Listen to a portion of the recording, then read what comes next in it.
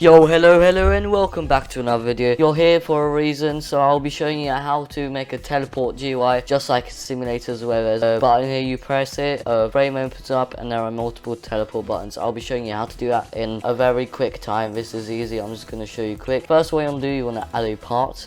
And make sure if you want to add multiple, give it a name like teleport part 1 and give it numbers. And you want to add a start GUI, you want to add a screen GUI, and then inside the screen GUI add the text button. This will just open up the frame where all the teleport buttons are. So what we're going to do, we're just going to go text scaled. I'm not going to make this look nice, but you can if you want. You can add like a UI corner to add like a corner around it. I'm not going to do that though. I'm going to add a frame into here as well. Name this like a button, and this I'm going to call this a teleport GUI. By the way, there are timestamps if you guys want to skip through and look skip through to different parts. If I do get to 5 likes, I will show you how to make an unlockable zone just like in simulators. But anyway, I'm going to stop wasting your time. After you add these GUIs, make sure to add a plugin called offset to scale. How you do that is you go to view, you go to toolbox, and in plugins, press on plugins and type out offset to scale and download the plugin.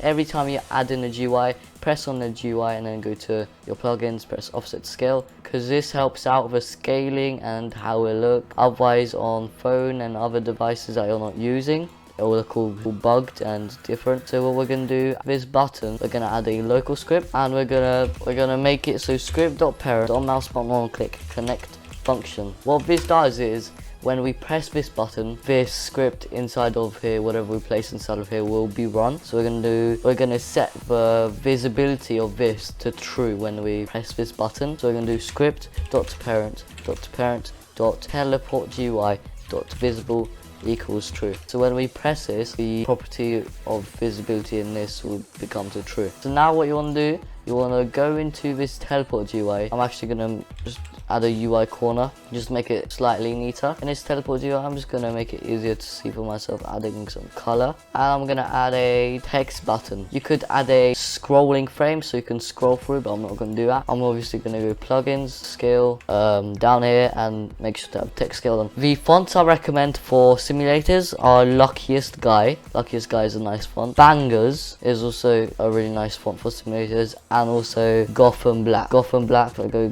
Gotham Black, also a nice font for simulators. I'm just gonna go with Bangers. I like Bangers. And here I'm gonna add a button. Not gonna make it look nice and neat, but what I'm gonna do now, I'm going to remember where this part is. I'm gonna go into this button. I'm gonna call it teleport. I'm not saying what, I don't know why I'm saying teleport like that. Teleport 1, and then here just add a local script, and in the script type up wait 1, and then we add a variable called player equals game.Players.LocalPlayer, since that is where the player is located. It's in the game and the player is local player. And now we do button. We wanna make a variable for a button equals script.Parent. We need to refer to this button right here, so we're gonna do script.Parent.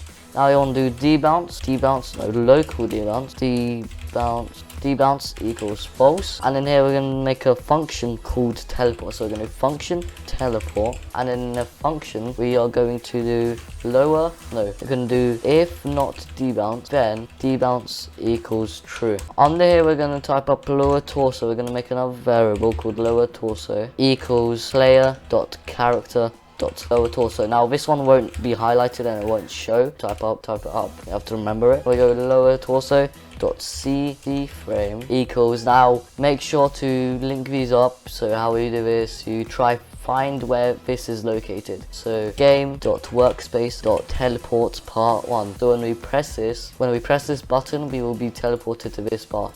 And now .CFrame. Now go down here and type up. Now you need to run this function when the button is clicked. So do button.mouse button one click connect, and now we are going to run the function teleports, and then we do while true do wait. So this is going to loop it. It's going to loop it every time we click on the button, and then debounce equals false, and then wait. In here make sure to add whatever amount of seconds you want the player having to wait so they can press the button again. So if I make it 0, I just leave it like that. If I go into play and I press on the button over here, it teleports me to this part, and I can teleport it as quick as I want. If I change this to 1, I can only teleport every 1 second, and also look, I can only teleport every so often. Make sure to also add a close button so you can close it. I made a video recently on how to do that. I'll link it in the top right corner of this screen in the info card. But make sure for the part, actually go on here, transparency up to 1, make can collide off and anchored on so it doesn't fly off when you teleport to it. So now if you want to add multiple buttons, all you have to do is do this. Make sure to press Ctrl D to duplicate it, and then you can put it like all the way over there. Change the name to teleport 2, and then you can go here, Ctrl D again, rename this to teleport 2. I'll lower this down like this, change it to teleport 2. Go into the local script, and all you have to do is go here